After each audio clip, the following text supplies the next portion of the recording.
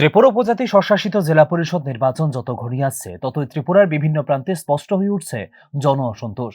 কাঠারিয়া ব্লকের থলিবাড়ি এডিসি ভিলেজের ধূপছড়া, বালুছড়া ও মামাত বাড়ি এই তিনটি পাড়ার সাধারণ জনজাতিদের ক্ষোভ প্রকাশ সেই বৃহত্তর প্রবণতারই প্রতিফলন বলে মনে করছে পর্যবেক্ষকরা। দীর্ঘ 8 থেকে 9 বছর ধরে পানীয় জল ও রাস্তাঘাটের মতো মৌলিক পরিষেবা থেকে বঞ্চিত থাকার কারণে তারা এবার ভোট বয়কটের পথে হাঁটার কথা ভাবছেন বলে সরাসরি জানিয়েছেন এলাকার বাসিন্দারা। জল নেই তো ভোট নেই, রাস্তা নেই তো ভোট নেই, এই স্লোগান কেবল ক্ষোভের বহিঃপ্রকাশ নয়, বরং রাজনৈতিক জবাবদিহির দাবিও। আমরা এদিকে তো জল নাই, জলের সমস্যা। বৃষ্টি তো জল খাওয়ানোর জায়গা নাই, কিচ্ছু নাই এদিকে দিকে, কোনো কল নাই, কিছু নাই। আমরা একদিকে এখন তো 10-15 বছর বেশি হয়ে গেছে জল নাই এদিকে। এখন এমনি সরাবরি স্নান করার লাগে, কোনো পুষ্কিনি বালা পুষ্কিনিও নাই। এখন এদিকে সাপ্লাইও নাই। আর কোন সময় আবার সাপ্লাই যদি নাই, এদিকে কল যদি নাই, আর এই বছরে বুথ দিত না, বিজেপির বুথ দিত না, মথারে বুথ দিব এই বছর। আমরা এদিকে একটু জল নাই, একদম জল নাই। এই দেখছি না কেমনি জল খাইতে আসে, জল নাই। আমরা এদিকে কোনো পুষ্কিনি একটা বালা নাই, কলও নাই। আমরা এদিকে সাপ্লাইও নাই। আইব কইছি সাপ্লাইও নাই। আর রাস্তা তো দূরই কথা, রাস্তাতে পরে কথা, কোনো আর রাস্তার খবর নাই। এখন জলে তো সমস্যা হয়েছে। উপজাতি অধ্যুষিত এই ধরনের এলাকায় অবকাঠামোগত ঘাটতি দীর্ঘদিনের সমস্যা। বিভিন্ন সময়ে সরকার ও প্রশাসনের পক্ষ থেকে উন্নয়নের প্রতিশ্রুতি দেওয়া হলেও বাস্তবায়নের ঘাটতি থেকেই যাচ্ছে বলে অভিযোগ। বিশেষ করে পানীয় জলের মতো মৌলিক পরিষেবার অভাব জনজীবনে সরাসরি প্রভাব ফেলছে, যা আরও তীব্র করে তুলেছে রাজনৈতিক অসন্তোষকে। এক্ষেত্রে আরেকটি গুরুত্বপূর্ণ দিক হলো নির্বাচনের প্রতিশ্রুতি বনাম বাস্তবতার ফারাক।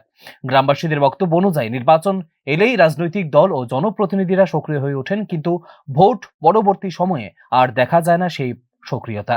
ফলে মানুষের মধ্যে তৈরি হচ্ছে আস্থাহীনতা, যা গণতান্ত্রিক প্রক্রিয়ার জন্য বহন করে উদ্বেগজনক ইঙ্গিত।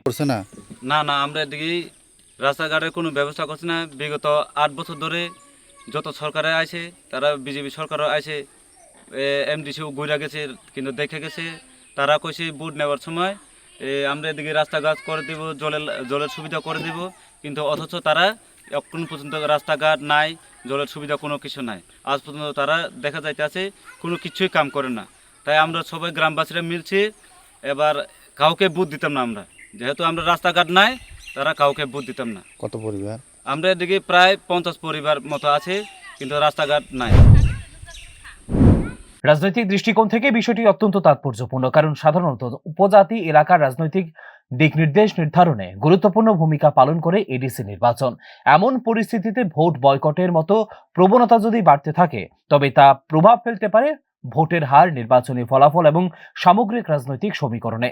একই সঙ্গে প্রশাসনিক দৃষ্টিকোণ থেকেও গুরুত্বের দাবি রাখে বিষয়টি।